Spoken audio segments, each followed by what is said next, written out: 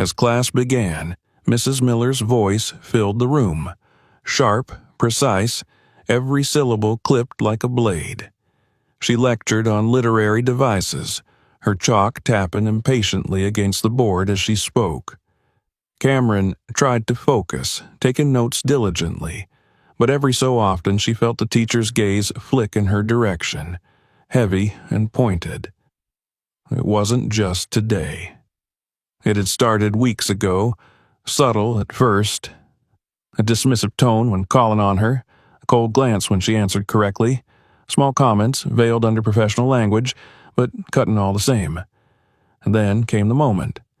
They were halfway through analyzing a poem when Mrs. Miller paused, looking up from the textbook, her eyes narrowing as they settled on Cameron. "Miss Norris," she said crisply, making the entire class turn. Cameron's stomach tightened. "Yes, ma'am." "You seem rather distracted today," Mrs. Miller said. "Or is it that you believe you've already mastered the material?" A few students glanced at one another, awkward tension thickening the air. "I'm paying attention," Cameron answered quietly. Mrs. Miller smiled then, not kindly, but thinly, the corners of her mouth lifting without reaching her eyes. "Of course. I imagine it's hard to focus when you walk around with a name like yours." There was a pause, sharp and uncomfortable, before Mrs. Miller turned back to the chalkboard as though nothing had happened. The class pretended not to notice. Cameron stared at her notebook, her throat tight, her pen motionless. The bell rang soon after, releasing them all, but the comment clung to her like a shadow. The day rolled on in a haze. At lunch, Emily noticed something was off, but Cameron brushed her concern away. She didn't want to explain, didn't want to sound like she was making excuses. The afternoon classes passed without incident, but the words from English class looped in her mind like a broken record. That evening, back home, Cameron sat at the dinner table, her appetite dulled. Gina chatted lightly about the day, Chuck asked about her classes, but Cameron offered only vague answers, forcing smiles and nods. She didn't mention Mrs. Miller or the sharpness of her words. After dinner, she and her father trained in the backyard. The cool evening air felt good on her skin as they moved through their drills. Cameron found comfort in the rhythm, the focus, the control, the silence between breaths. "You're distracted," Chuck noted gently after a while, lowering his stance. Cameron shrugged. "Just school stuff." He studied her quietly, but didn't press. Instead, he showed her a new block combination, and, for a while, the knot in her chest loosened. Later that night, as she lay in bed, staring at the ceiling, Cameron wondered why Mrs. Miller disliked her so much. She had never misbehaved, never shown off. She worked hard, kept her head down, did everything she was supposed to do. But it didn't seem to matter. The next day, the pattern repeated itself. And the next. The comments were never outright cruel, just small, cutting, dressed up in professionalism. "She thinks she's special. Fame doesn't mean intelligence. We follow rules in this classroom, no matter who your father is." Each time, Cameron felt herself shrinking a little more, her voice quieter, her posture smaller. She stopped raising her hand, stopped volunteering answers. She laughed less at lunch, spent more time buried in her notebook. Gina noticed. One evening, as Cameron sat silently at the dinner table, her mother reached across and gently touched her hand. "Is everything okay at school, sweetheart?" Cameron hesitated, her throat tightening around the words. She wanted to tell her, but something kept her silent. A fear of sounding weak, of making something out of nothing. "It's fine," she said quietly. Her mother didn't press, but her gaze lingered a moment longer than usual. That night, Cameron stared at herself in the mirror once again. Her long hair framed her face, a soft curtain that felt like armor. She brushed it slowly, methodically, her eyes meeting her own in the reflection. Tomorrow would be another day. Another day walking in the shadow of her name. Another day trying not to crumble beneath it. The days that followed blurred into one another like pages in a book she no longer wanted to read. For Cameron Norris, each morning felt heavier than the last, as though the weight of invisible eyes followed her from the moment she left her house until she returned at the end of the day. It wasn't just the comments anymore. It was the spaces between them, the silence charged with something sharp and sour, the glances from her classmates that lingered a little too long, the whispers that faded as she passed. At home, everything remained the same. Her mother's warm voice, her father's calm presence, the clatter of dishes at dinner, the rhythm of her karate training sessions in the backyard. It should have been enough to ground her, to remind her of who she was. But somewhere between the walls of her school and the four corners of Mrs. Miller's classroom, something inside her had begun to bend. The comments had grown subtler but more frequent. Mrs. Miller had perfected the art of the veiled insult, delivering it with such practiced ease that anyone who wasn't paying close attention might have missed the venom in her tone. A question posed to Cameron was always sharper, always loaded. When she answered correctly, the praise was laced with surprise, as though intelligence was something unexpected in her. When she stumbled, the disapproval felt heavier than it should have.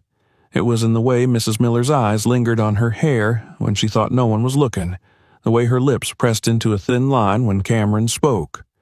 It was in the tiny, calculated remarks, how fortunate she was to have the advantage of a famous father, how easy life must be when people open doors for you. And the others were beginning to notice. Some of her classmates still smiled at her in the hallways, but many had grown distant, watching her with a mixture of curiosity and discomfort, as though afraid to stand too close. A few had begun echoing Mrs. Miller's tone, parroting her words like children seeking approval. She thinks she's better than us. She only gets attention because of who her dad is. The words chased Cameron through the hallways like shadows, slipping under her skin.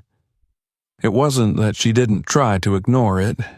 She had always been taught to rise above, to be stronger than the noise around her.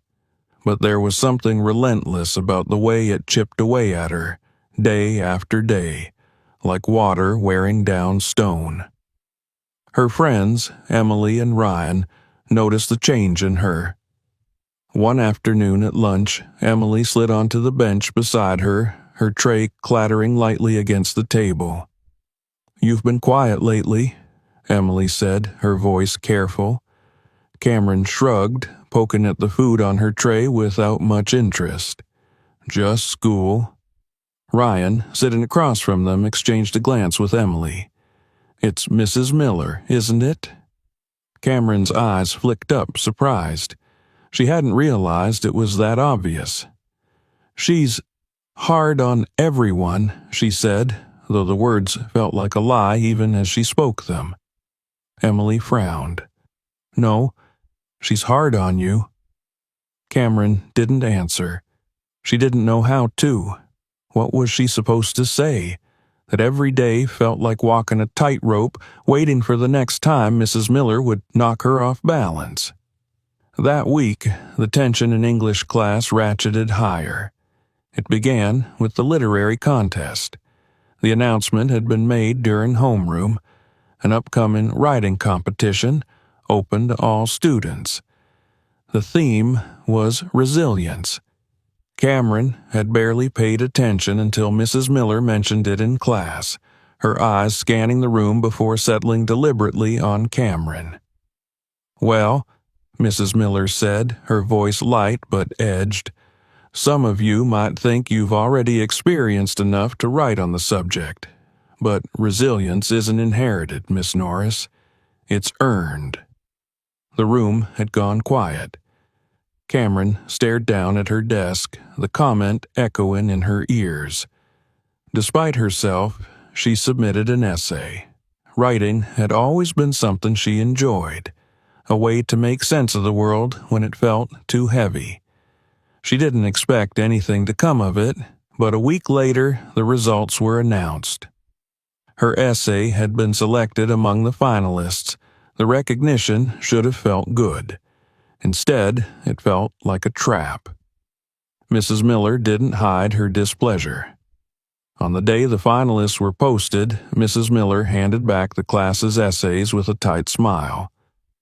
"I suppose it helps to have a last name that opens doors," she remarked casually as she placed Cameron's paper on her desk. The words hit harder than they should have. Cameron kept her eyes fixed on the desk, her fingers curling into fists beneath it. It wasn't long after that the comments shifted. Mrs. Miller began mentioning the school dress code more frequently, almost exclusively when Cameron entered the room. Her gaze always lingered on Cameron's long hair, the way it fell in soft waves past her shoulders. One afternoon, as the class packed up at the end of the period, Mrs. Miller's voice cut through the chatter. "Miss Norris, a word." Cameron's stomach dropped. She waited until the others had filed out, her backpack slung over one shoulder, her fingers tightening around the strap. Mrs. Miller didn't look up from the papers she was shuffling. "I've noticed your hair has gotten rather long," she said, her tone conversational, but there was something pointed beneath it. "You're aware of the school's grooming policy, I assume?" Cameron nodded, unsure where this was going. Her hair had never been an issue before. "I would hate for it to become a distraction in class," Mrs. Miller continued, finally meeting her gaze. "For you or for others." Cameron swallowed. "I didn't think—" Mrs. Miller smiled then, but it wasn't kind. "Of course you didn't." The conversation ended there, but the unease lingered long after Cameron left the classroom. Over the next few days, the comments kept coming. "It's important to follow the rules. No one is above the dress code. Discipline applies to everyone." Always directed at her, always in front of the class. Her friends noticed. Emily shot her worried glances. Ryan asked if she wanted to tell the principal. Cameron shook her head each time. She didn't want to make a scene. She didn't want to cause trouble. But the dread settled deeper in her stomach each day, a slow, gnawing thing she couldn't shake. At home, she said nothing. Her mother continued to ask how school was.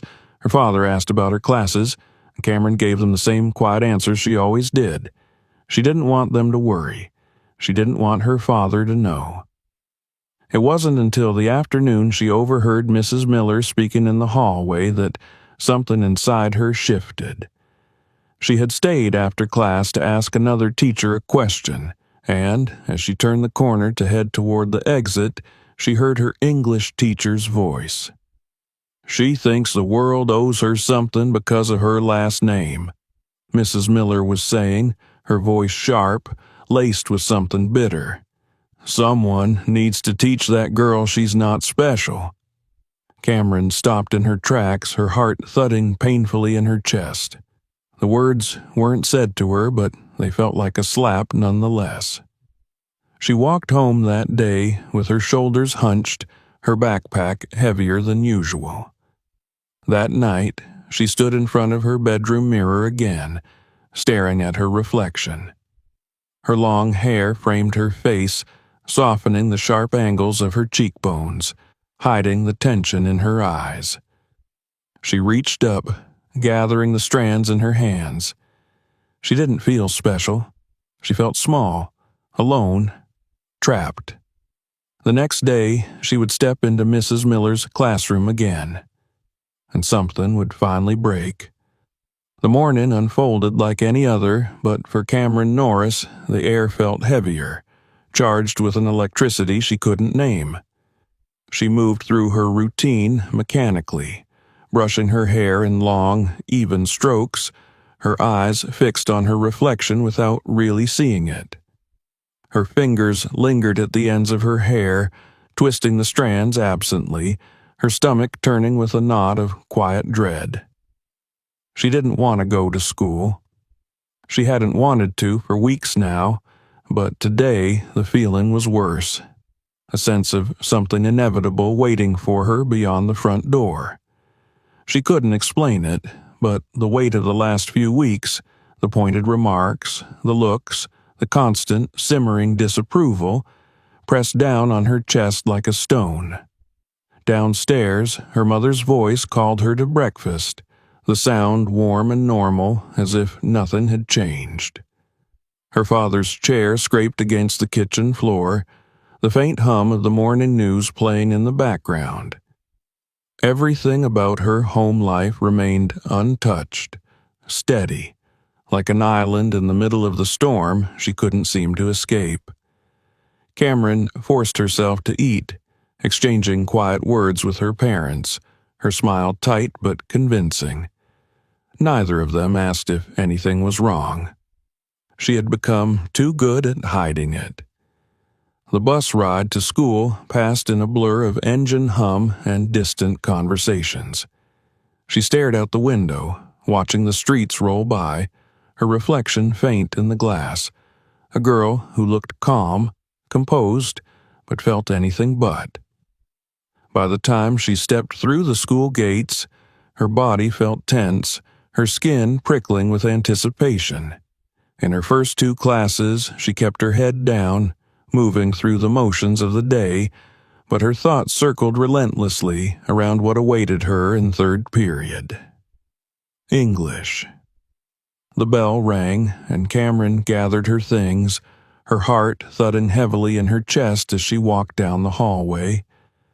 She could already feel the way her steps slowed as she neared the classroom door, the way her fingers tightened around her notebook.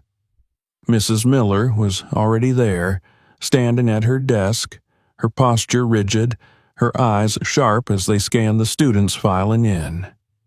Cameron slipped into her usual seat by the window, her pulse fluttering in her throat.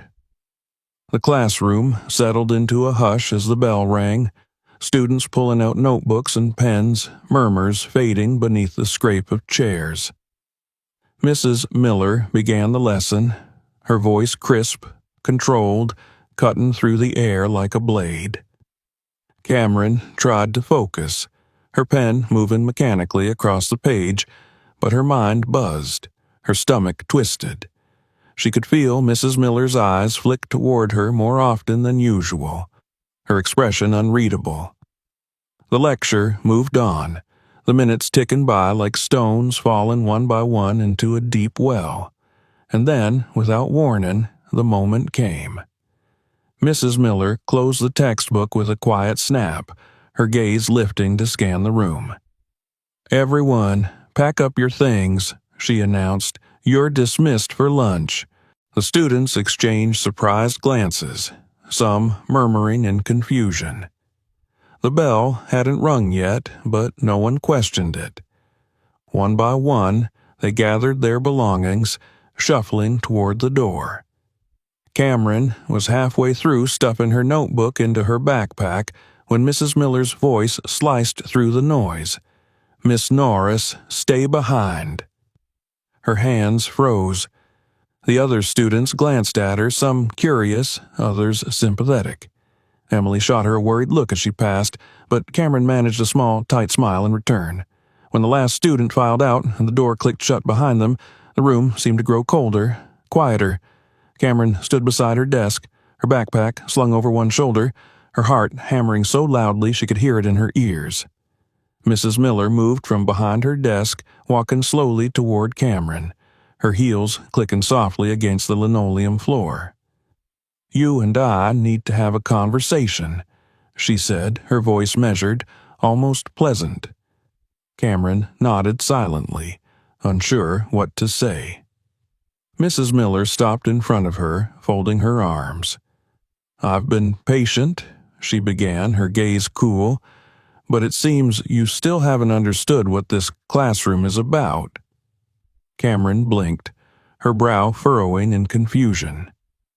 "I don't understand," she said quietly. Mrs. Miller's lips curved into a thin smile. "No, I don't imagine you do," she replied. "You walk in here every day with that hair falling over your shoulders, drawing attention to yourself, acting as if the rules don't apply to you." Cameron's stomach twisted. "I'm not," she began, but Mrs. Miller held up a hand, cutting her off. "You're not what? Trying to stand out?" Mrs. Miller's eyes narrowed. "Then why is it that you insist on ignoring the dress code? Why is it that every time you step into this room, you bring your father's name with you like a shield?" Cameron's throat tightened. "I didn't mean—" Mrs. Miller moved past her, heading toward her desk. "Enough," she said sharply. "I've spoken to you about this before. I've warned you. And since you seem unwilling to correct the problem yourself—" She reached into her desk drawer, pulling something out. Cameron's heart stopped when she saw the scissors. A simple, ordinary pair of classroom scissors, but in Mrs. Miller's hand, they felt like something far more dangerous. Cameron's pulse raced, her mouth going dry. "Sit down," Mrs. Miller ordered, her tone leaving no room for argument. Cameron stood frozen, her feet rooted to the spot. "I said, sit down." There was a sharpness in the teacher's voice that made Cameron's legs move before her brain could catch up. She lowered herself into the chair at her desk, her backpack slipping from her shoulder to the floor. Mrs. Miller approached, the scissors gleaming in her hand. "I'm going to help you," she said quietly, almost gently. "I'm going to teach you that the rules apply to everyone." Cameron's breath came fast, shallow. "You can't," she started, her voice cracking. Mrs. Miller's smile didn't reach her eyes. "I can." Without another word, she reached out, her fingers curling around a thick lock of Cameron's hair. Cameron flinched, her hands gripping the edge of her desk. The sound of the scissors cutting through her hair was soft, almost unremarkable, but to Cameron it felt deafening, a sharp, slicing sound that echoed in her skull. The first strand fell to the floor, then another, and another. Her long, carefully brushed hair tumbled in uneven clumps onto the linoleum, each snip of the scissors slicing deeper than flesh. Cameron stared straight ahead, her face numb, her fingers white-knuckled against the desk. It felt like a dream, or a nightmare, or something far worse, something real.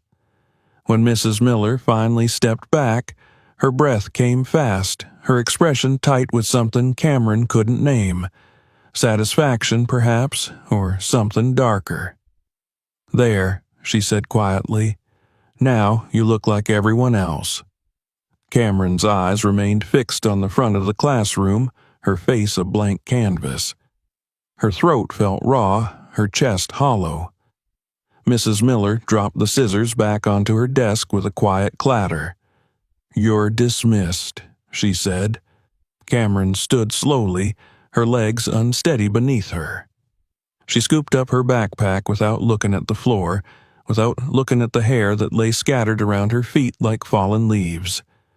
Her eyes burned, but she refused to let the tears fall. Not here. Not yet. She walked out of the classroom in a daze, her steps wooden, her breath coming in shallow bursts. She made it down the hallway, through the front doors, across the parking lot. It wasn't until she was half a block from the school that the tears finally came. They fell hot and fast, blurring her vision, her breath hitching in her chest as she ducked her head, pulling her hood up to hide the jagged remnants of her hair. She didn't stop walking. She didn't stop until she reached the front steps of her house, her fingers trembling as she fumbled with the key. When she stepped inside, the quiet of home wrapped around her like a blanket, soft and suffocating. Her mother called from the kitchen, but Cameron didn't answer. She climbed the stairs slowly, each step heavier than the last, and closed her bedroom door behind her. In front of the mirror, she finally looked. The reflection that stared back at her didn't feel like hers. Her hair was uneven, chopped short in some places, longer in others, the strands ragged where the scissors had torn through them. She ran a shaking hand through the mess, her fingers catching on the uneven edges. Her throat tightened, a sob threatening to escape. She bit it back. Somewhere deep in her chest, beneath the humiliation, beneath the grief, something else took root. It was small and bitter and sharp. Anger. This wasn't over. It couldn't be. The house was silent when Cameron finally emerged from her bedroom hours later. The sky outside had darkened, the soft hues of dusk bleeding into the corners of the windows like watercolor. She had spent the afternoon curled up beneath her blankets, her body tense and cold, her throat raw from the effort of holding back tears. She hadn't wanted to move, hadn't wanted to face her parents, hadn't wanted to speak. But the weight of what had happened pressed heavier than the covers over her. It wouldn't let her hide forever. When she finally crept downstairs, her footsteps quiet on the carpeted stairs, she heard the low murmur of voices in the kitchen, the steady hum of her father's voice, her mother's lighter tone responding. The ordinary cadence of their conversation felt surreal, like the world had kept turning while hers had stopped. Her mother looked up first when Cameron appeared in the doorway, her smile faltering the moment she saw her daughter's face. Gina's eyes softened immediately, the way a mother's eyes do when they know instinctively that something is very, very wrong. Chuck glanced over his shoulder, a spoon paused mid-air and frowned. Cameron hesitated, her hand tightening around the strap of her sweatshirt. "Sweetheart," Gina said quietly, crossing the kitchen in a few quick steps. "What's wrong?" For a moment, Cameron couldn't find her voice. The knot in her throat tightened, her breath shallow. Then, without meaning to, she lifted her hand and tugged down the hood of her sweatshirt. The silence that followed was deafening. Gina's hand flew to her mouth, her eyes widening in shock as she took in the jagged, uneven remnants of Cameron's hair. Chuck's brow furrowed deeply, his entire body stilling as he stared at his daughter. Neither of them spoke. Cameron swallowed hard, her eyes fixed on the floor, her voice barely audible when she finally spoke. "She cut it," she whispered.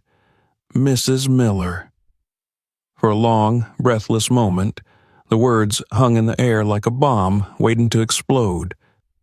Then Chuck's chair scraped back sharply against the tile floor. He crossed the room in 2 strides, crouching in front of his daughter, his hands gently taking her shoulders, his eyes scanning her face, the uneven locks of hair framing it. "What happened?"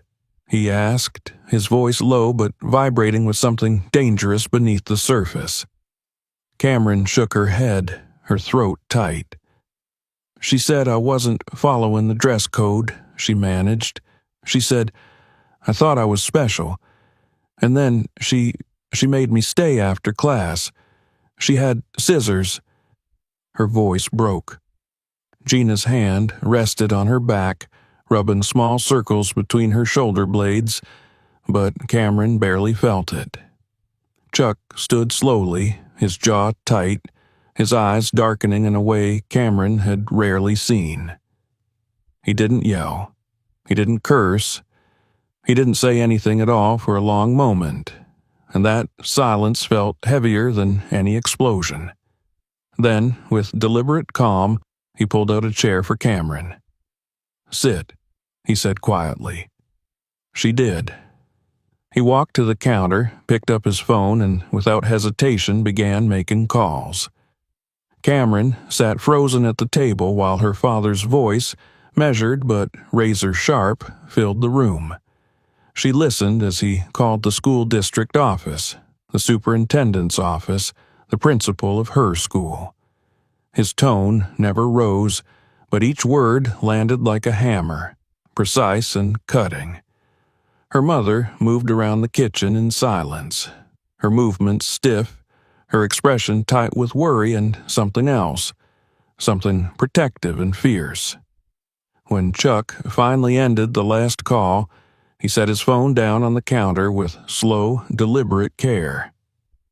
"Tomorrow morning," he said, looking first at Cameron, then at Gina, "we're going to the school." His voice left no room for argument. That night, after Cameron had retreated back to her room, Gina lingered in the doorway, her expression softening. "Do you want to talk about it?" she asked gently. Cameron shook her head, her arms wrapped tightly around herself. Her mother didn't push. She only crossed the room, kissed the top of Cameron's head, and whispered, "We're going to make this right." When she was alone again, Cameron sat on the edge of her bed, staring at her reflection in the darkened window. Her hair, hacked unevenly above her shoulders, made her look like a stranger. A part of her still wanted to curl up and disappear. But another part, small but growing, felt something different. Anger. Not the hot, explosive kind, but something colder, steadier. It settled in her chest like a flame waiting to be fed. The next morning, the house felt different. The usual quiet rhythm of breakfast was gone, replaced by a focused tension that hummed beneath everything. Chuck moved through the kitchen with a military precision Cameron hadn't seen in years, his movements efficient, deliberate. Gina watched him closely, her lips pressed into a thin line, her eyes flicking toward Cameron every few minutes. They left the house early, the sun barely above the horizon, the street still empty and washed in soft morning light. The drive to the school felt longer than usual, the silence in the car thick with everything unspoken. Cameron sat in the back seat, her fingers twisting nervously in her lap. When they pulled into the school parking lot, Chuck turned off the engine and sat there for a moment, staring straight ahead. Then he looked back at his daughter. "This isn't your fault," he said quietly. Cameron nodded, her throat tight. Her mother reached over and took her hand, squeezing gently. They walked into the school together, the three of them moving like a unit, purposeful and steady. The front office staff looked up in surprise when they entered, their eyes widening slightly when they recognized Chuck Norris. Whispers began almost immediately. The principal, Mr. Andrews, appeared quickly, his expression shifting from polite confusion to concern the moment he saw Cameron. They were ushered into his office, the door closing firmly behind them. Chuck wasted no time. "My daughter was assaulted by a member of your staff," he said calmly, each word cutting through the room like a blade. "And I want to know what you're going to do about it." Mr. Andrews swallowed hard, glancing at Cameron, then at Gina, then back at Chuck. I only heard about an incident this morning," he began carefully. "I wasn't aware of the details." Chuck's eyes hardened. "You'll have them now." Over the next hour, the entire story unfolded. Cameron sat quietly as her father laid out every detail. The pattern of targeted comments, the escalation, the false accusations about the dress code, the scissors, the humiliation.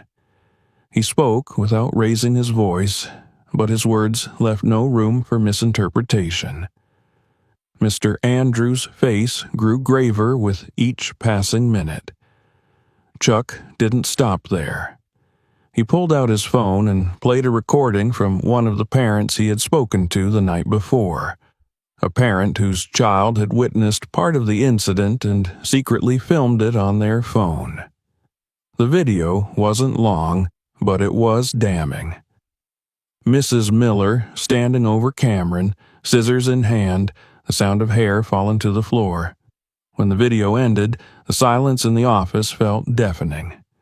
Mr. Andrews leaned back in his chair, his face pale. "This is completely unacceptable," he said finally, his voice low. "I had no idea." Chuck's eyes remained fixed on him. "I expect a formal investigation," he said, "immediate disciplinary action, and a public apology." He paused. "And I will be contacting the school board and my lawyers." Mr. Andrews nodded quickly, his face still drawn. "You have my word." When they finally left the office, Cameron felt drained, but lighter somehow, as though the weight she had been carrying had finally shifted. The hallways were beginning to fill with students, whispers following them as they passed. She kept her head down, her hood pulled over her head once more. Outside, the sunlight felt brighter, the sky a clear pale blue. Chuck stopped at the bottom of the steps, turning to look at his daughter. "This isn't over yet," he said quietly, "but we're going to make sure it ends the right way." Cameron nodded, her fingers curling into fists at her sides. She believed him. For the first time in weeks, she believed things could change. That night, the phone calls began. Parents, teachers, journalists. The story spread faster than Cameron could have imagined, but she stayed quiet, letting her father handle the noise. All she cared about now was that someone had finally heard her, that the person who had tried to break her would face the consequences, and that she was no longer alone. The morning sun had barely begun to stretch over the horizon when Cameron sat at the kitchen table, her fingers curled around a mug of tea she hadn't touched. The house was quiet, unusually so, though she could feel the tension humming beneath the stillness like a taut string ready to snap. Her parents moved quietly around her, exchanging brief words and glances without saying anything aloud. The past 2 days had passed like a storm rolling in slow motion. The meeting at school had triggered a chain reaction neither Cameron nor her parents could have stopped if they tried. Word had spread faster than wildfire, first among students, then parents, and now, as of last night, the media. Social media had exploded. A blurry clip of Mrs. Miller's confrontation with Cameron had surfaced online, reposted hundreds of times, accompanied by hashtags and outrage. Parents, forums, and local news stations ran headlines about the teacher who had publicly humiliated the daughter of Chuck Norris. But even without the celebrity connection, the story had caught fire. People were angry. People were watching. Cameron tried not to look at her phone. Every time she glanced at it, the screen was flooded with messages, some from friends, others from strangers, many offering sympathy, outrage, or unsolicited advice. It felt surreal, as if the quiet humiliation she had endured in that classroom had been broadcast to the entire world. Her father moved quietly into the kitchen, his phone in hand, his expression unreadable but focused. He'd barely stopped working since that meeting with the principal, making calls, organizing meetings, consulting with school officials and attorneys. His calm was unsettling, not because it was forced, but because it was absolute. "Are you ready?" he asked, his eyes resting gently but firmly on Cameron. She nodded, her stomach twisting. Today was the official school hearing, a formal assembly with the school board, the principal, Mrs. Miller, and several parents present. It wasn't just about policy anymore. It had become a spectacle, something bigger than her, bigger than her teacher, bigger than a simple violation of school rules. Her father had told her the night before that she didn't have to go, that he could handle everything without her. But Cameron had shaken her head then and quietly said, "I want to be there." Now, as they drove to the school, the streets felt strangely empty, the early hour painting everything in pale light. Cameron sat in the back seat again, staring at the familiar buildings passing by, her reflection faint in the window. When they arrived, there were already people gathered outside the school. A small crowd of parents, students, even a few reporters clutching microphones and cameras. Cameron felt her throat tighten as she followed her parents inside, their presence shielding her from the prying eyes and hushed whispers. The conference room where the hearing would take place was sterile and cold, lit by harsh fluorescent lights and lined with folding chairs arranged in rows. A long table at the front was already occupied by the principal, Mr. Andrews, and several members of the school board, their faces sober. Mrs. Miller was there too, seated stiffly at the end of the table, her hands folded neatly in her lap, her posture as rigid as ever. She didn't look at Cameron when they entered.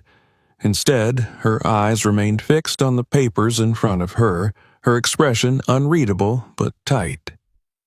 The room gradually filled. Teachers, parents, a few older students, all taking their seats quietly, the low hum of conversation fading as the clock ticked closer to the scheduled start time. Cameron sat between her parents, her hands resting in her lap, her gaze steady but distant. When the chair of the school board finally stood and called the meeting to order, the air in the room felt suffocating. The formalities came first. Statements about school policy, about respect, about the seriousness of the incident.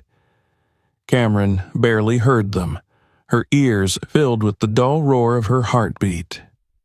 Then the facts were laid out.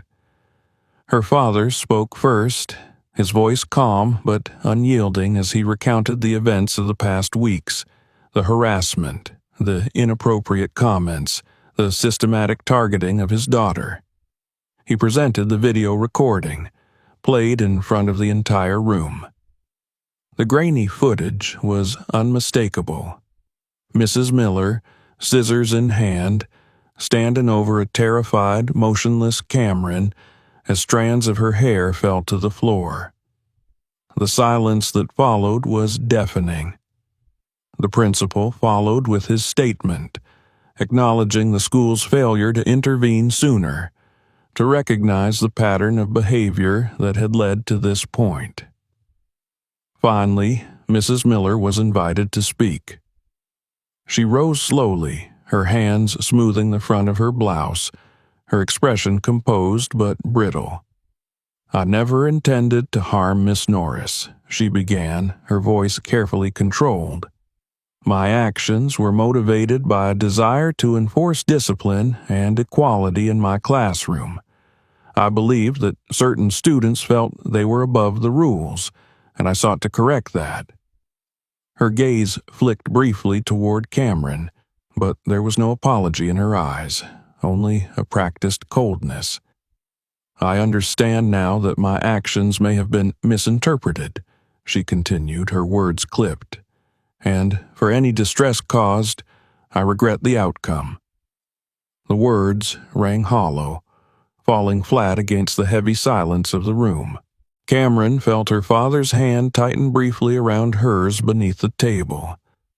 Then the parents began to speak. One by one, they stood and addressed the board, their voices calm but laced with outrage. A mother spoke about how her own daughter had come home crying, too scared to say what she had witnessed. A father spoke about how teachers were supposed to protect students, not humiliate them. Several others spoke about the culture of silence, about how too many children had been overlooked, dismissed, ignored. The tide was clear. By the time the floor was open to Cameron, her heart was pounding in her chest. She hadn't planned to speak. She hadn't prepared anything. But when the chair looked at her expectantly and asked, Cameron, is there anything you'd like to say? She found herself standing. The room felt impossibly large, all eyes on her, but she forced herself to look straight ahead. I never wanted special treatment, she said quietly, her voice trembling only slightly. I just wanted to come to school and learn, like everyone else. She glanced at Mrs. Miller, who was staring at the table now, her face pale. I tried to ignore it when she made comments. I tried to pretend it didn't bother me when she said I thought I was better than everyone, but when she cut my hair, she wasn't just teaching me a lesson. She was trying to make me small. Cameron's throat tightened, but she kept going. I don't care about being Chuck Norris's daughter. That's not who I am. But no teacher, no adult, should ever make a kid feel like they don't matter. She sat down quietly, her hands trembling slightly in her lap. The board deliberated. It didn't take long. By the end of the hour, the decision was unanimous. Mrs. Miller's contract would be terminated, effective immediately. The school would issue a formal apology to Cameron and her family. Policies would be reviewed, and staff would undergo additional training to prevent similar incidents in the future. When the meeting adjourned, the room emptied quickly, the air still heavy but charged with something new. Relief, perhaps, or the first faint glimmer of justice. Outside, the crowd was larger than before. Reporters shouted questions, cameras flashed. Cameron kept her head down, her parents flanking her protectively as they made their way through the crowd. When they finally reached the quiet of their car, her father let out a long, slow breath. "It's done," he said quietly, but Cameron knew it wasn't.